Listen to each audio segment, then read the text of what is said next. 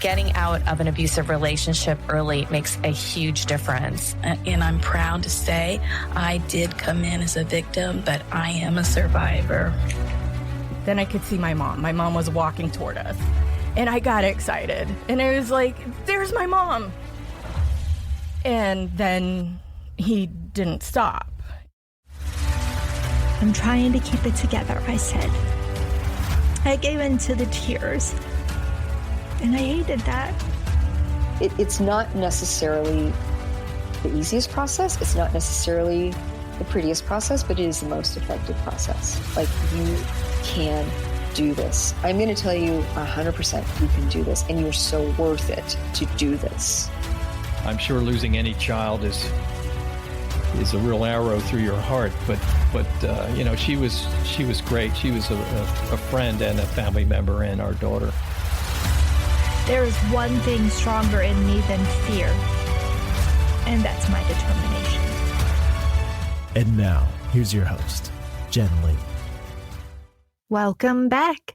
This is Jen Lee, the creator and host of I Need Blue, Survivors Talk Surviving. Thank you for joining me today. I am happy you are here. If you would like to hear additional stories or you have a story to submit, visit www.ineedblue.net. Please note, I Need Blue does contain stories which feature graphic content and could be triggering. Please seek help if needed. Remember, you always come first. May 4th, 1994, the cover of the River Cities Gazette read, "Teacher confesses, I fondled my students." Miami Springs Middle School teacher Ronald Bach said he took the girls, most of whom were his teacher aides, out of classes. He provided them with passes that excused their absences. When he was finally caught, there was presumably 16 other victims. Only one of the victims, who was aged 11 during the abuse, now aged 15, pressed charges. The lone survivor who pressed charges is my guest today. Michele Vergho describes the grooming and abuse she endured. Like many survivors, she took this horrific violation, this rape, and turned it into something positive. Do you know the 1-800-ABUSE posters placed in schools? Michele did that. She did it to prevent other students from becoming victims and to allow current students suffering or questioning what is happening to them to reach out confidentially to ask for help. I am honored to introduce to you Michele Vergho. Michele, welcome to the I Need Blue podcast. Thank you for having me, Jen Lee. Oh, you're so welcome. Your story is preventing others from becoming a victim, and I absolutely love what you did to help. Shall we go ahead and get started with your story? So my story begins in 6th grade, and you'll have to excuse me because dates and times are kind of erased from my mind because of the trauma. But it started in 6th grade. I was 11 years old. I was attending, at the time, it was Miami Springs Junior High School. I was, excited to be in a new school from elementary school. I felt like I was growing up, and this was my opportunity to show people my real personality and grow as a human being. And so I was really excited to be at a new place, looking forward to my future and the opportunities I would have that I didn't have in elementary school as far as like elective classes, so one of those being yearbook and TV production, things that you didn't get offered in elementary. So I was super excited. And being excited and taking those classes and those electives, I met a school teacher who was formerly a coach. He was a PE coach at the school initially. I didn't know him when he was a coach. I only got to know him afterwards when he became the TV production and yearbook teacher. He was in a portable. There was a set amount of portables, and he was in the very end all by himself, so much so that not even the janitors or school attendees and people that worked there had keys to his room. Like, he was the only one with the set of keys. He was very much in control of that school, even though he wasn't the principal. I found out later lots of teachers were afraid of him. So there was a lot of things going on that I didn't know first going to school there. But I met him. He seemed super nice, seemed like he loved the kids and loved his job. He was inspiring. He was very helpful with not just me, but with all the students in the school. Everyone seemed to just love Coach Bach. He was about 51 or 2 when I first met him in 6th grade, kind of up there in age, older gentleman, white hair. And I was just taken with him. I liked how he was. I liked his personality. I thought he was a really cool teacher, and that's how he sucks you in. So he started to help me out. My parents were very young. My mom had me at 16 and married my dad when she was that age, and he was 18 or 19 at the time. So, a couple age difference, but they were very young parents. And in being young parents, they were still having a lot to learn on being a parent and were growing at the same time I was trying to grow up. It left a lot of arguments and dysfunction in the home. My dad was a functioning alcoholic, as well as a drug addict. My mom was very briefly, but it was not the thing for her. So she got out of it right away. She just quit cold turkey. But my dad continued on. He had a lot of friends in the neighborhood that, used, and our neighbor used to throw cocaine bags over our pool wall, for my dad. And I mean, that was just like the standard. That was the norm. They fought a lot over that and over his drinking. And in doing so, it neglected the kids. It took away the attention from the kids. And so Bach was there to fill that attention. He was there to be the parent that I didn't have at the time. He saw an opportunity to get in with my family and with me and to provide something that wasn't being provided.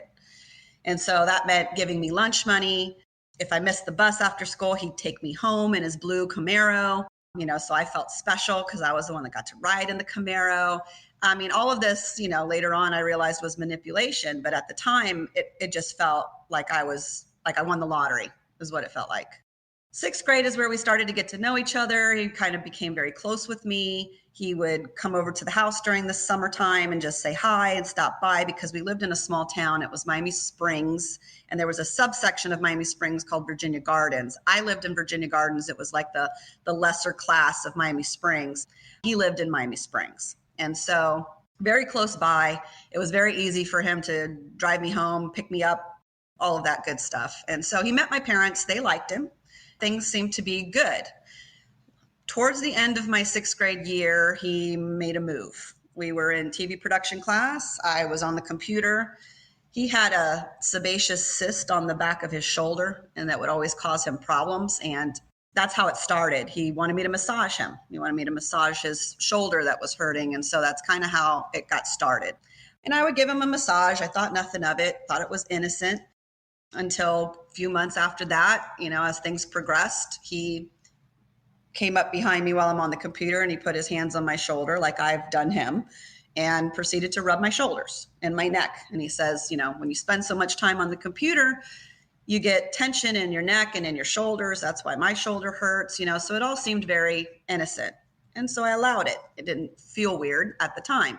He started like that, just massaging my shoulders and my neck. He didn't move anywhere else. That went on for a while. He knew that he had to slowly gain my trust and groom me over a period of time. So it was like months that this was going on. And then summertime came and he stopped by a few times during the summer, and then 7th grade was starting. And so now here was this whole next second year of school. I again took TV production and yearbook, and because I wanted to still have him as a teacher. But by this time I was starting to learn his personality and understand a little bit more of who he was and how he was. I watched him yell at a student that was late by maybe 2 minutes to homeroom. I watched him scream in the face of this student and practically spit on him. And I was just like, I was afraid at that point. I saw his face turn red, spitting and yelling. And I mean, I never seen that side to him. That was the first time that I saw that side. And so I was a little bit scary and I was a little bit taken aback. But for me, in dealing with home, when my parents would fight, I would just, that's whatever's going on over there. And I would just compartmentalize. So I would just separate myself from it. I figured, well, that's not me, at least he's not yelling at me. And so kind of like that gratefulness of, at least I'm not in trouble, as a student. So in 7th grade, I started to really just want to spend more time in the room because it was an escape from my regular classes, my core classes. He wrote passes. He wrote excuses for students to be out of class for whatever reason, whether it was helping him with editing or putting on the TV show, or we had some final proofs to read for the yearbook, or whatever the reason was. He would just write a pass and excuse us from our classes. Did he write passes when you were in 6th grade as well? Yeah, towards the end of 6th grade, he wrote me one pass in 6th grade. It wasn't like it was in 7th grade where I was missing a lot. Even into 8th grade was where I was really missing a lot. And there was a reason for that. But in 7th grade, he wrote me a bunch of passes, and I predominantly missed right after lunch. It was like 4th period and 5th period that I wouldn't be in. And he knew all the teachers pretty well.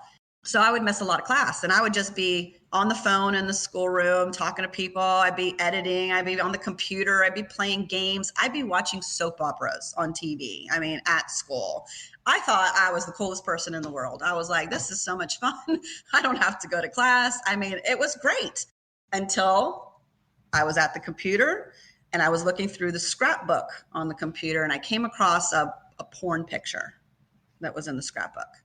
And it was of a woman, like a cowgirl woman, sitting on kind of like some sort of crate in a stable, and her legs were open. And it was, pornographic picture. And I brought it to Bach's attention, and I said, do you know that this picture's in here? I don't understand why this is in here. It was like a school computer type thing. He's like, oh, that shouldn't be in there. And he deleted it or whatever. Then a little while after that, he came up and, let me rub your shoulders. You look like you're tense, kind of deal. And that was the time he moved his hands down from my shoulders and then went over my boobs and started to feel across my chest. And he was like, oh, he's like, you're growing, and started making comments of, you're coming into your own kind of deal. And it startled me, but I did that flight or fight type of thing. I didn't fight, but I flew. I just kind of, again, compartmentalized and just disassociated. And that kind of became the norm.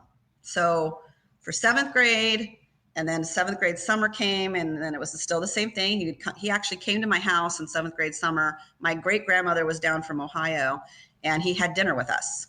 Sat at my table, had dinner with us, and this is after he had started to touch me. And I didn't say anything to anybody. I was afraid. I was afraid he'd get mad at me and scream at me like he did the student, or I didn't know what would happen if I said anything. And I was also embarrassed. So I just kept it to myself. I used to see him also. There was a place called the Rec Center, and it had our big community pool. Lots of kids went there and played at the Rec Center and went swimming, and I would see him from time to time there. But as I started to get into 8th grade, I tried to kind of isolate a little bit more. I didn't take TV production in 8th grade. I took yearbook because I was a big yearbook fan, but he wasn't the one teaching yearbook in 8th grade. However, it wasn't his portable, but he was the overseer of that, so he was still in charge, but he wasn't the one teaching it in the 8th grade year. So I decided to go ahead and stay with yearbook. I would spend a lot of time still in the portable because with yearbook, you had to get the proofs done. You had a deadline. You had things that you had to get finished. So I was in the room, and he would still write passes so that I could get the work done. This was the year where it kind of took a turn with the touching. So all through 7th grade, it was just the boobs. It was just the top portion, rubbing the shoulders, rubbing the neck, moving his hands down and playing with my nipples. He made me feel comfortable, even though what he was doing was wrong. And it wasn't until at the end of the 8th grade that really hit home for me, because I didn't say before, but at the end of 8th grade, when he found out that the absences that I had wasn't going to keep me back, because that was the whole point of making me miss my classes. If you had a certain amount of classes that you missed through the year, like over 40, you were held back. That's the way they used to do it. And so he was hoping that I had enough absences that I had accumulated through the year that I would have been held back in 8th grade, because he liked me so much that he wanted to keep me again another year. He wanted me to stay with him. And so that was his logic.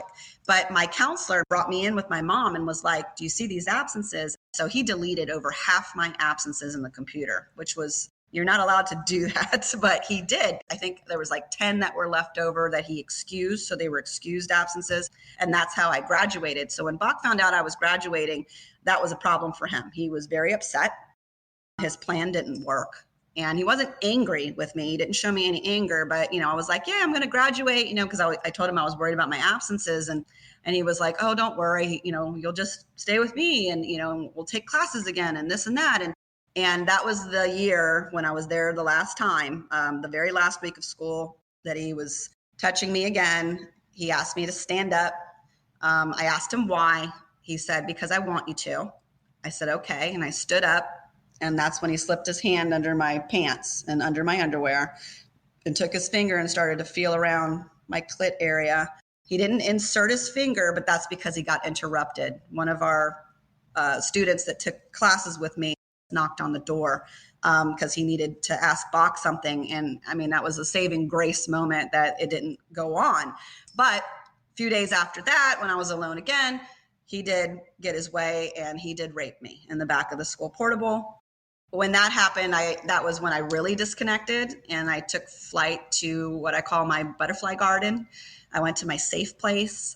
It was this field of wildflowers and butterflies, and I felt safe there. And that's kind of where I took my mind while he just took my body. And that's why I have butterflies tattooed all over me. It reminds me of my safe place and my safe heaven, and that I'm always okay. And so he did end up raping me. I was the only one that he did rape. Everybody else he molested. I'm assuming you were alone in the portable. Yes. Mm-hmm. Oh, yeah. He would never do it in front of anybody else or other students. He would only groom, one student at a time, which I've later found out I was that student for that time. But there were several before me. I was the last. He was actually in the process of grooming the next girl after I left 8th grade. He had started in on another girl, but he hadn't gotten real far with her, because that's when I went to the police and we filed the charges and we stopped it from happening to her. But before me was 16 other victims.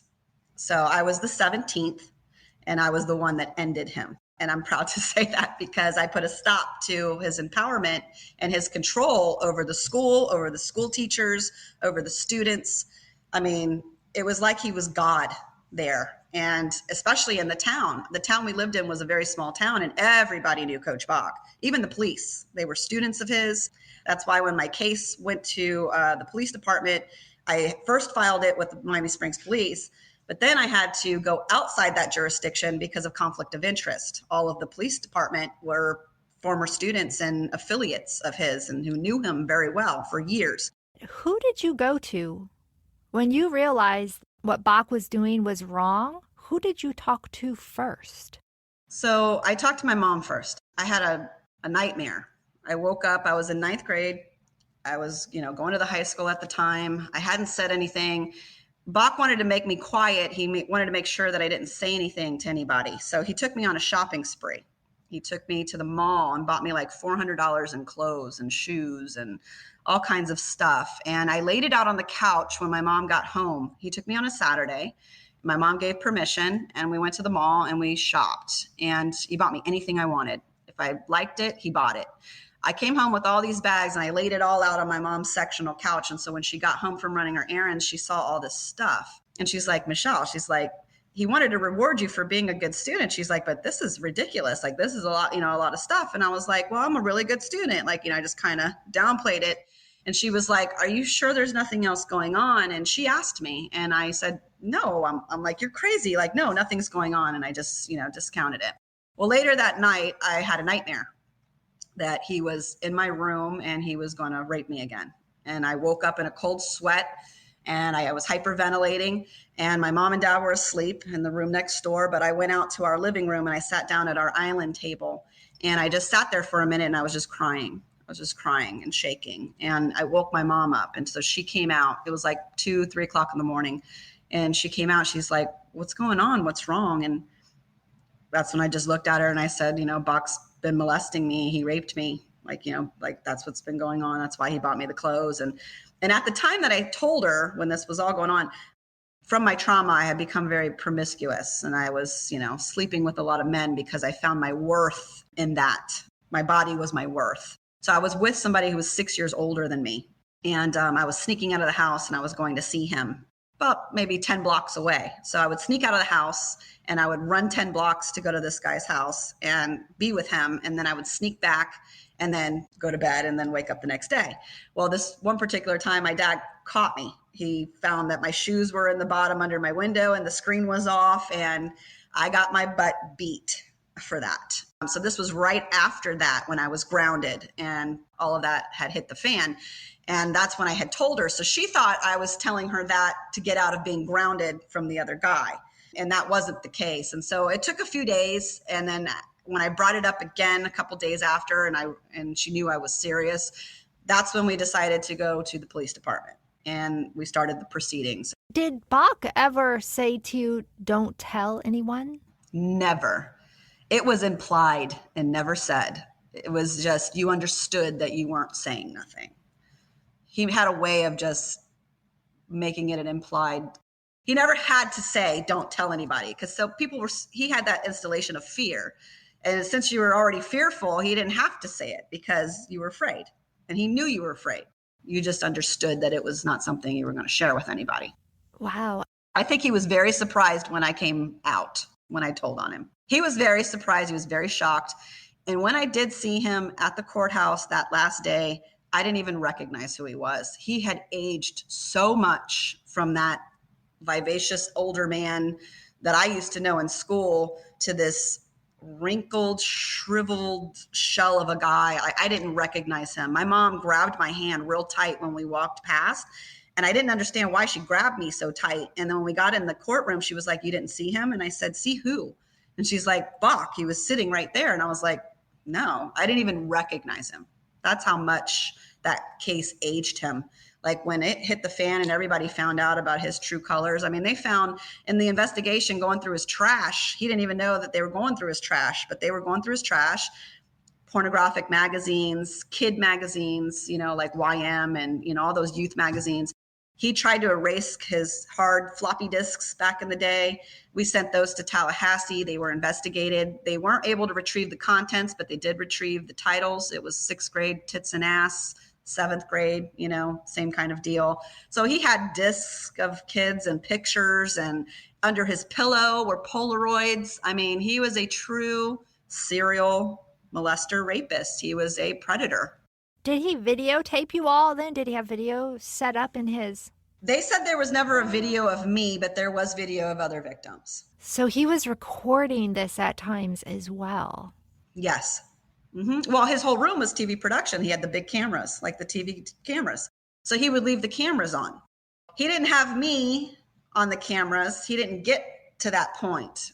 And I'm surprised, because when he raped me, I thought that he would have. I thought that he would have had the camera on. But to my surprise, he didn't. And according to the investigators, there wasn't any video of me, but there were of the other victims. Wow. So I don't know why that is. I don't know why there wasn't video or pictures of me, especially when he seemed to favor me the way that he did. Maybe he just wanted to preserve it in some way and not have it, like the rest. I think he wanted me to be different from the rest or something in his messed up mind. I don't know. I was on Channel 7 News. It aired all over the place. It was publicized in the local Herald, the Miami newspaper, our River Cities Gazette newspaper. I mean, it ran. I mean, it was a big story at the time. And just a time in my life where I was trying to be a high school student, but when all of this happened, I couldn't be, because now I was the kid that Bach molested. I was the kid that Bach raped. I was the story of the whole town. And that made it very difficult for me. It set me into a world of depression, just craziness. I see superstars when they're mobbed by the media, and it was almost like that. And I just couldn't imagine ever having to live through that every single day of my life, because the 5 years I had to go through it was just so detrimental for me. I mean, even to the point I tried to commit suicide multiple times. I just was in a world of, I didn't think my life was ever going to get back to normal. I thought, I'm scarred for life. I'm going to be labeled forever, and that this is going to be what it is for the rest of my life. And it just made me very depressed, until I sat down with my dad one day and we were talking, and he was like, I can't believe, and this was after the investigation had launched and after we had found out that there were 16 other victims and that there were teachers that knew about what was happening and did nothing about it. My dad was always about making the world a better place and helping other people. I get that from him. And so we were like, what could we do that could change this, that could help somebody later down the line? At the time, big 800 numbers were like popular. You saw all the TV promos, call this 800 number, donate today, this charity, that was like big time back in the, late 90s. We decided to make a 1-800 abuse number and set up a task force. So my dad and I went to work kind of mock drawing what we wanted the poster to look like. Over the years, and it's been so many years, 20 plus years, it's changed so much, the 800 abuse posters. People have done their own spin on it. People have added things. People have made their own numbers to it. There's other places that you can go for it. I mean, it expanded so much from where it started. It's amazing to me. When we first started it, it was a black background because we wanted it to be eye-catching, and it had a white border around it, and the letters were red. And it said 1-800-ABUSE. And it says, if you've seen something or know something, call this number anonymously. And that's it. It was very simplistic. It was just telling people that there was somewhere you could call to say anything and not have to report your name. And it was completely anonymous and there'd be no consequence to you. Because what we found was the teachers were too afraid. They didn't want to speak up. They were afraid that we were going to lose their jobs. They needed their jobs to support their families, and they were scared. I mean, like I said, he was like a god, and to go against him, it was like you didn't go against Bach. It was just that thing. So we created the posters, and the day before I was set to go to court to prosecute him, I decided that I was going to settle. And the reason that I decided to settle was because I didn't want to put the other 16 victims on the stand to testify. I didn't want them to have to look at him in the courtroom. I didn't want them to have to tell their story like they already have several times and relive it. It was bad enough that I had to. So I was thinking of them because no amount of money to me was ever going to give back my innocence and my childhood. It was already lost. So all I wanted to do was just make a change, help other people, and not victimize the other 16 victims all over again. And so that was what was in my mind. I mean, because my dad wanted to take it full-fledged to court. He wanted to go all the way. The more money, the better. He was money hungry for it, but I wasn't. And to this day, he still every occasional bring up, you should have gone all the way to court. We should have never settled. I mean, he'll bring it up, but it's in the past. When I settled for $250,000. I made sure that he had to pay for anybody's, like me and the 16 other victims, therapy. He had to pay for that. He did in the very beginning, and then kind of like after about 2 years, stopped, I think, because he didn't have any more money, because he had no job. His license of being a teacher was taken away. When we settled it, he got 10 years probation. He didn't go to jail. He didn't go to jail because he had no prior record at all. There was no history of this, even though there were 17 victims. So his lawyer did a plea agreement of a 10-year probation, his teacher's license taken away forever. He couldn't work with children 18 or younger. And basically he had to do an early retirement and register as a sexual predator online, which helped me to monitor him after the years. So after all was said and done and the court case settled and the posters were put up, about 2 years after that, after graduation, I was up in Santa Fe. I was going to Santa Fe Community College in Gainesville, and I was with a guy. I was living with him, just trying to live my life as best I could, when they wanted to do a follow-up story. And so the Miami Herald actually sent reporters from Gainesville to come to my apartment complex, and out back in the woods, because Gainesville is very woodsy. I had woods in the back, and they took my picture and they did a follow-up story about where I was after everything was said and done. And then after that, I started seeing on the news, like every so often, another predator was picked up by this tip line, and so through the years, I was just watching that, and come to my surprise, they arrested, I think, 5 more teachers in Springs alone that was part of a ring that Bach was the leader of. So many teachers, I mean, even administration teachers were part of this cycle, that they would have office aides, because Boxy didn't work in the office. He was his own teacher and his own entity. They would have administration aides that would come into their office, and they'd have the doors closed, and they'd be fooling around with these other students. And so this was a whole ring going on. And so Miami Springs kind of became the pedophile molestation and rape capital, in Miami. It was like all these teachers. And it made sense to me because when I was in high school, those teachers were the ones that didn't want me to be in their class. They didn't want me as a student. And it was because they were part of the whole Bach ring. And so I didn't find that out until way later. But the gist of it is that I took all that money. I took the $250,000. I did invest a little bit of it, but I took the rest of it and I donated it to the survivors because I wanted it to benefit them. That's remarkable. You are such a voice of strength for survivors. And I love that you took what you went through and you helped so many people. That is amazing. And I never took credit. I didn't want royalties. I didn't want my name attached to it. I was already notarized. I was already out there in the public. And I felt like that would be selfish. I can't explain it, but I felt like that would be taking away from what the message was supposed to be. And it was about saving people, not making money. So that's why I never wanted royalties. I never attached my name. And that's why most people, until I tell them, don't even know that I was the creator of that. But I like that. I'm okay with that. My pat on the back is when I see another person get arrested because of my tip line. That's all the empowerment I need. I have two questions. Number one, did you meet any of the other survivors? And number two is this happens to boys as well. And I think we just don't hear about it as much. Were there male survivors of this as well? Yeah, there was one male and the rest were all the females. He favored the females. He favored white, American, blonde, light-haired, light eyes girls. That was his favorite. But there was one boy. And yes, I knew most of them.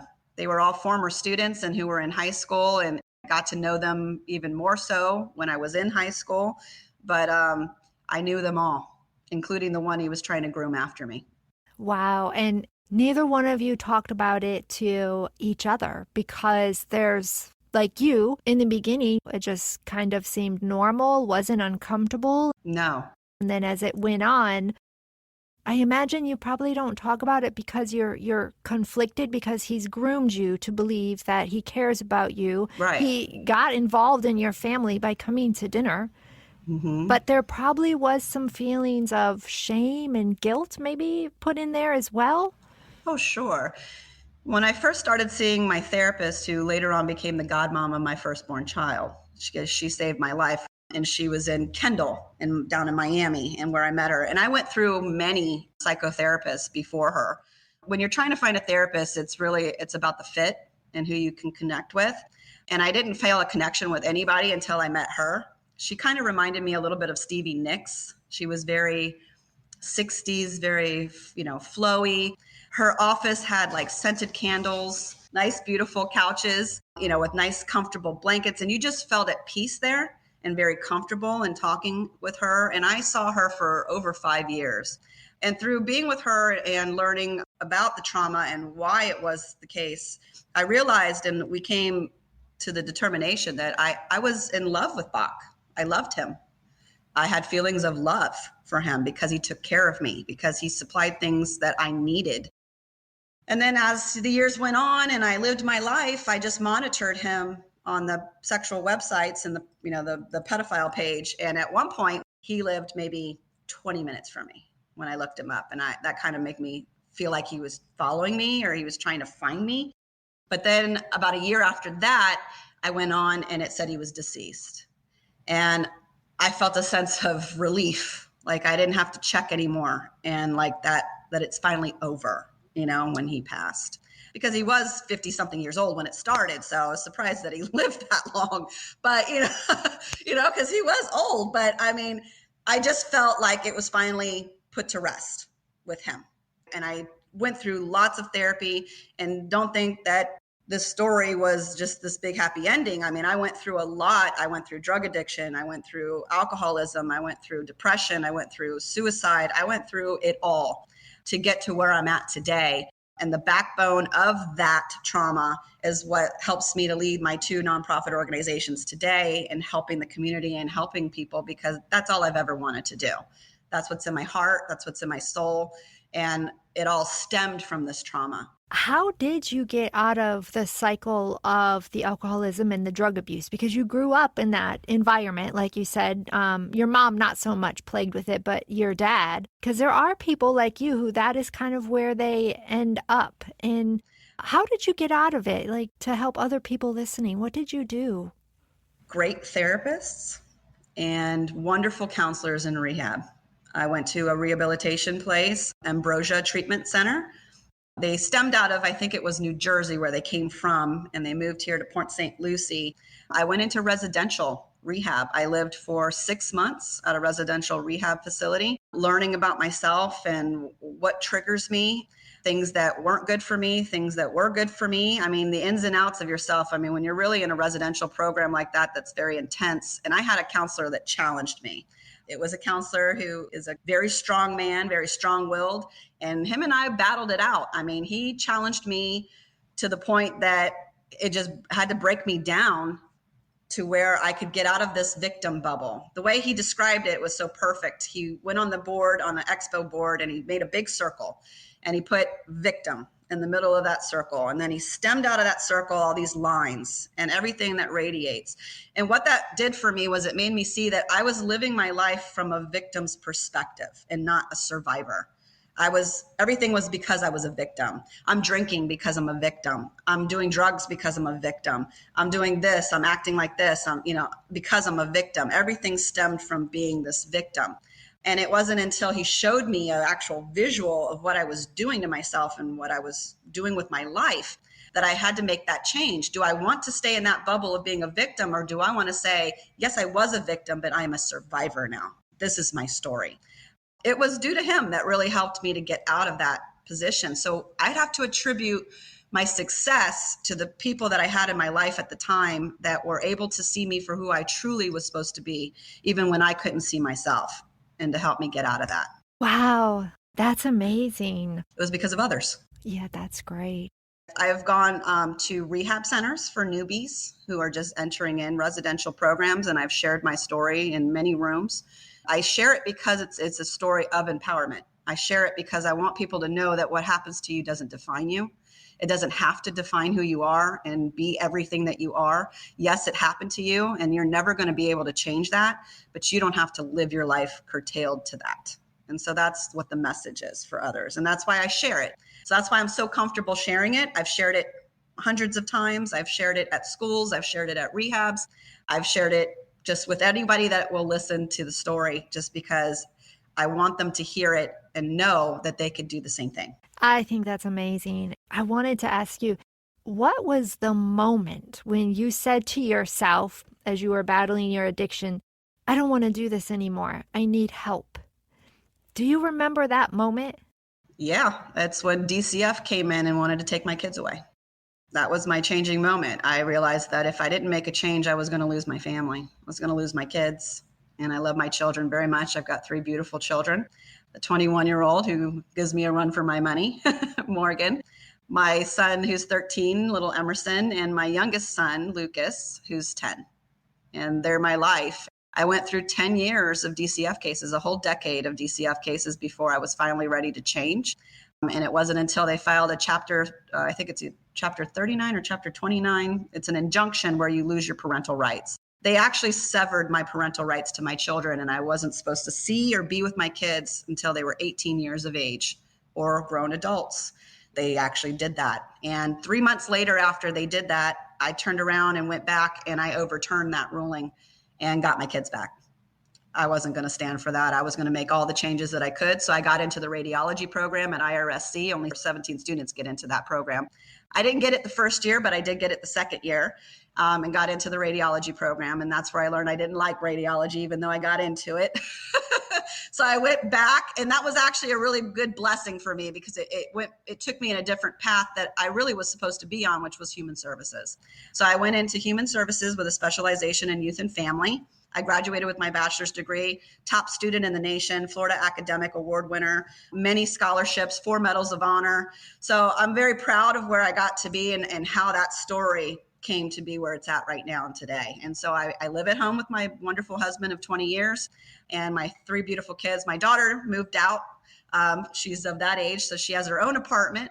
I'm very proud of her. She's so smart and so independent, and I'm so glad that she turned out that way, even from everything we went through. And now I'm just focused on raising the other 2 and living a really happy and successful life. Congratulations. We celebrate survivors on this podcast, and we definitely celebrate you today. I love it. Thank you. You are so welcome. And thank you for allowing me to have the platform to share this story on a wide scale. I want as many people to hear this story. You don't have to be defined by your trauma. You really don't. It can empower you. It can be your strength, not your weakness. Absolutely. What you went through. And obviously you have kids who have went through the school system and currently are in school. Mm-hmm. What was it like for you after your experience? When they were going through school? So when Morgan first started school, she started up here. I actually moved from Pembroke Pines because I wanted Morgan to go to a better school, be in a better school environment. And I was nervous, Jen. I was, because, look what happened to me by a school teacher. So I was very leery. Morgan went into what was called the Project Child curriculum. She was 6 years old, and Project Child was where they shared the same 3 teachers. The class would rotate from the 3 teachers, but they would have them all the years. Like each year it would be the same teachers, but they would rotate the homeroom teacher. And there was this one teacher that she got, but he was the only male teacher that she had. She had 2 other teachers that were female, and this was the male. And when I went to orientation with her, I noticed that he was very touchy-feely with his students. Hey, don't I get a hug kind of deal if they were leaving the room and didn't give him a hug. That sent up a red flag for me, because that was how Bach was. Where's my hug? Are you going to rub my shoulder? Like, he was the same kind of touchy-feely kind of guy too. I got this vibe off this teacher that I just wasn't comfortable with when he asked my daughter to hug him. And so I went to the principal and I told her about how I felt that that's inappropriate for him to ask for hugs and want to be touching his students. And I told her why. And she agreed. So they went and they talked. And as a result, he ended up leaving the school and moving to another state. So yes, I'm always on the lookout, and I trust my gut and my instinct. And, people should, when you get a gut feeling and you trust it. It's your intuition telling you that there's something up. I just trusted that. Wow. Trusting your gut is huge. And a lot of times we kind of doubt it for whatever reasons. Yeah. But you're another case as to why we need to listen to our gut. So that's great. Absolutely. And with my boys, they've had great teachers. I mean, I'm very close with the teachers. I do conference calls. I go to every conference meeting. I mean, I'm the hands-on, I'm their parent. I'm always up to speed with my children, with their classes, with their teachers. We're on a first name basis. I mean, I take my time to really get to know them, because I think everybody should. They're going to be with your child for 8 hours out of the day. They're spending a lot of time with your child. And I see them out. Like when I used to work at some restaurants, you'd see them. I'd see teachers come in. They'd come in to have, a drink and some happy hour or whatever. So I would see them personally. And I think that's a good thing, because that got me to see another side of them outside of school. So yeah, when it comes to my kids, I'm mama bear. Don't mess with my kids. I'm right on it. I love it. And, your story and your lessons are teaching other parents to be mama bears as well. When our kids get on the school bus or we drop them off to school, we think that they're going to be safe. My son, Emerson, my 13-year-old, when he started going to junior high, I had him ride the bus when he started 7th grade, because our neighbor was starting 6th grade, who was friends with my younger son, and he kind of gets bullied. And so I said to my son, well, you go on the bus with him and look out for him. And, you guys together, you guys won't get bullied, because I was worried about my son getting bullied too, because my son has ADHD, learning disabilities. And so I was afraid that he would be picked on as well. So I said, if they teamed up, that would be good. And then lo and behold, William actually didn't get bullied as much as my son did. In retrospect of that, But I called the school. I had camera footage pulled, found out who was hitting him, who was bruising him up in the school bus. I mean, because they have video cameras. And I was right on it with transportation, and we got to the bottom of it. I talked to the deputies at the school. I'm that parent. You're not going to mess with my kid. I think that bullying is a sign of weakness in people. I think it's just really awful that kids have to pick on each other that way. But I do think that they learn that at home from watching what they see every day. And that stems from that. I'm the parent that'll be right there at the school bus exit, waiting in the car.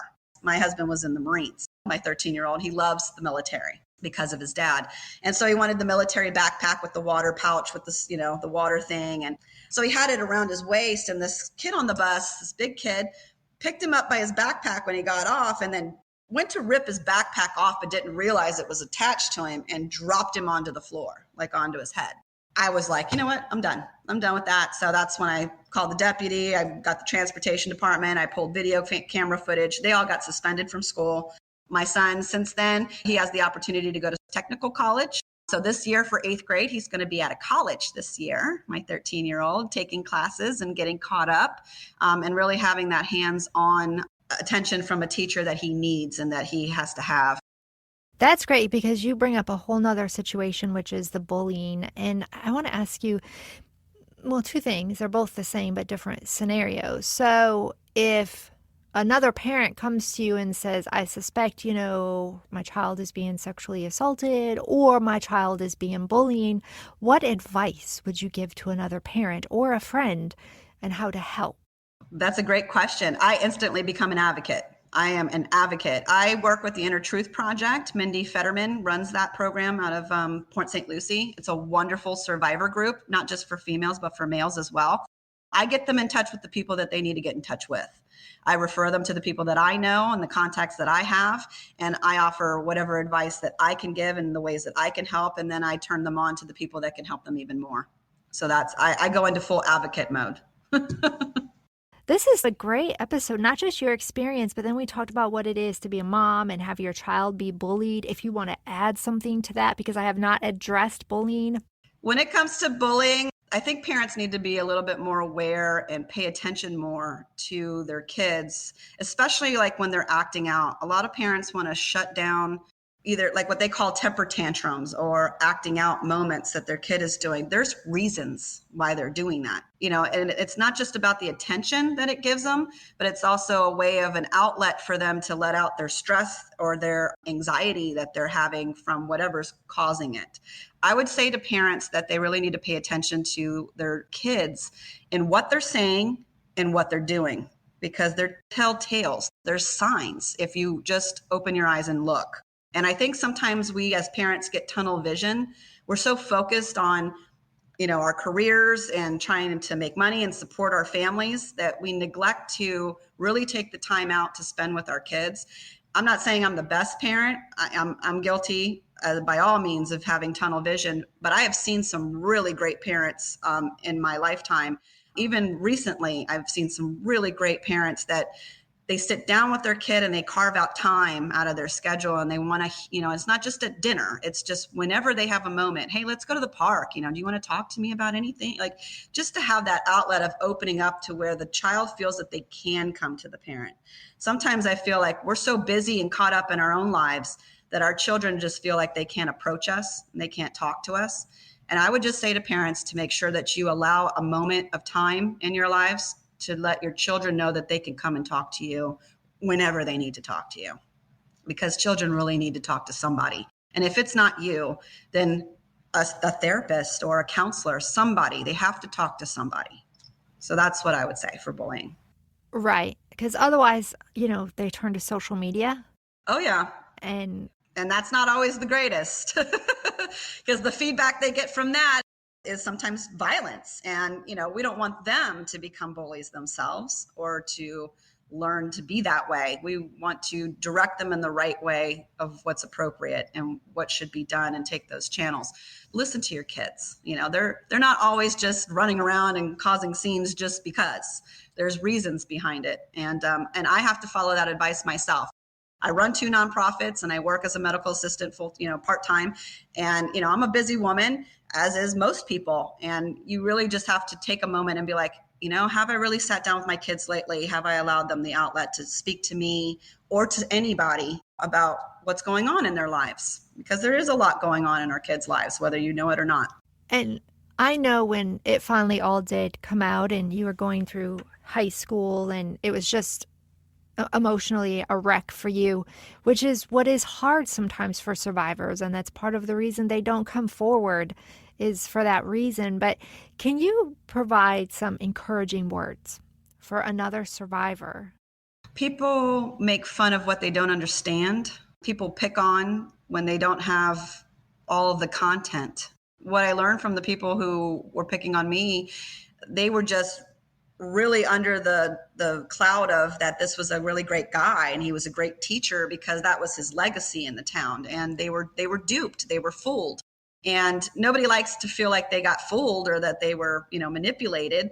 So, to cover that, they'll make you feel like you're the person, you're the reason why that happened and that you were the one that provoked it somehow. I had students that would be like, you did something, you probably dressed a certain way or you acted a certain way. And that wasn't the case. I was just me. And, and he was a predator. And at the end of the day, that's what it boils down to.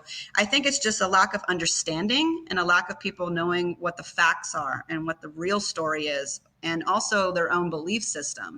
So I would say that to people who are afraid to come forward because of the isolation that it will bring to you or the labeling, you are so much stronger than you know inside. And you need to believe in that. You need to believe in your own strength because it doesn't matter what anybody says. What matters is what you know and what is the truth. And that's between you and the person you choose to believe in.